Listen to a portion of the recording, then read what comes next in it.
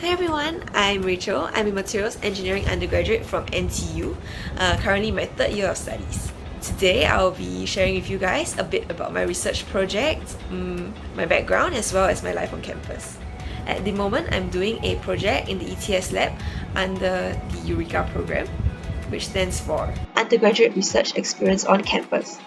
It's a university-wide undergraduate research program that offers us students invaluable hands-on research experience under the mentorship of a faculty member of our choice over a period of 11 months.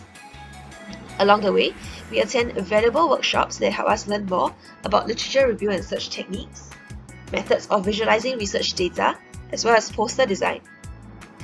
We get to showcase our findings at the Discover Eureka poster exhibition and competition, and if we perform well enough, we may even be given the chance to be a presenter at the International Conference of Undergraduate Research, or ICUR for short.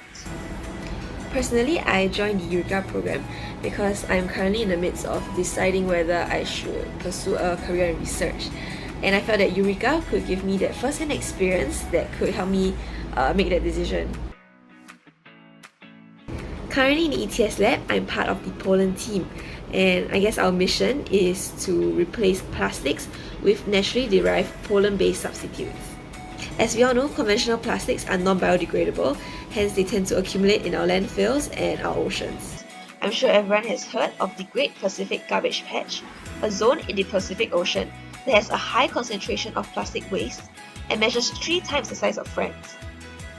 It is 99.9% plastics, which works out to be an estimated 87,000 metric tons of plastic that inhabit the patch, totaling 1.8 trillion pieces. With the ongoing COVID-19 pandemic, surging demand for one-time use plastics such as face shields, gloves, face masks, takeaway food containers, and bubble wrap for online shopping has exacerbated our plastic waste problem. While there are existing biodegradable alternatives, they simply cost too much for corporations to want to adopt. In comes pollen, a cheap biological material that can be harvested for the low cost of $10 per ton. Because the cost price is so low, biocompatible plastic-like materials derived from this natural pollen can hence provide a cheap, functional substitute for environmentally harmful plastics. While pollen is termed the diamond of the plant kingdom because it is incredibly hard, the ETS team has recently established a robust method to process these super strong pollen grains into soft and flexible material building blocks. First, the sticky oil-based pollen coat on the surface of the pollen grain is removed with organic solvents. Then, the cytoplasm of the pollen grain is removed by refluxing with potassium hydroxide at 80 degrees for 2 hours, followed by washing with fresh potassium hydroxide 5 times. After which, the mixture is incubated under alkaline conditions from anywhere between 24 hours to 4 weeks. Neutralizing this mixture with deionized water would then result in the formation of a microgel. Using this microgel, the team has successfully fabricated paper and sponges.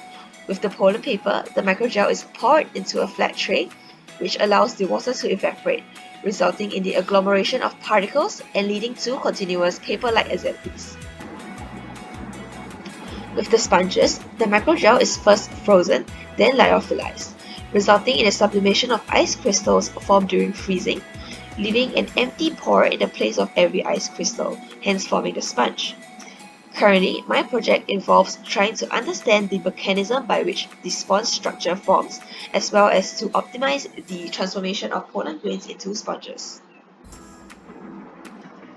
To give you guys a little bit more background about myself, I am from the Nanyang program, or CNYSP for short. CNYSP is an academic program established 14 years ago back in 2006, and it is named after Professor Chen Yang, who won the Nobel Prize in 1957 for his discoveries in particle physics. The program accepts scholars who are from any of the science and engineering disciplines and who also show a strong desire to conduct research. The curriculum is very research intensive, with core courses such as creative making and tinkering, academic writing and communication, research attachments at NTU labs, as well as overseas research projects.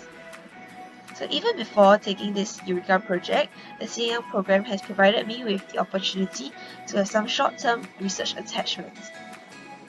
In 2018, when I was still a freshman, I spent 3 months on a project on UV-activated tissue adhesives, where I was experimenting with different ratios and type of polymers to achieve the highest strength possible in the adhesive. The following year, I had the chance to work on a nanotoxicology project, where I spent another 3 months optimizing an extraction process of titanium dioxide nanoparticles from commercial sunscreen, with the intention of providing more accurate nanoparticles for subsequent biological exposure studies. So through these attachments, I was not only able to further explore my research interests, I was also able to hone important skills such as data analysis and interpretation, knowing how to perform a literature review, report writing, and oral communication skills. So in all my experiences, the academic personnel, they were all very friendly and very willing to teach. And all in all, I would say that NTU is a very conducive environment for undergraduates who are interested in research. Since one of the goals of the Nanyang program is to provide holistic and interdisciplinary education, it is compulsory for all scholars to do a garage project.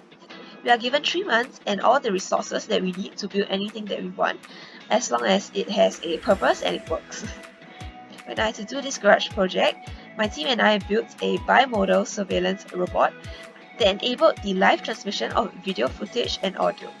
So before this, we had absolutely no experience in robotics, but we were essentially thrown into the deep end and we had to pick up skills like 3D modeling and coding on the job. Although it was tough, it was a very fulfilling experience to see our ideas come to fruition. Obviously, life in NTU is not all work and no play. There are so many opportunities to have a vibrant campus life.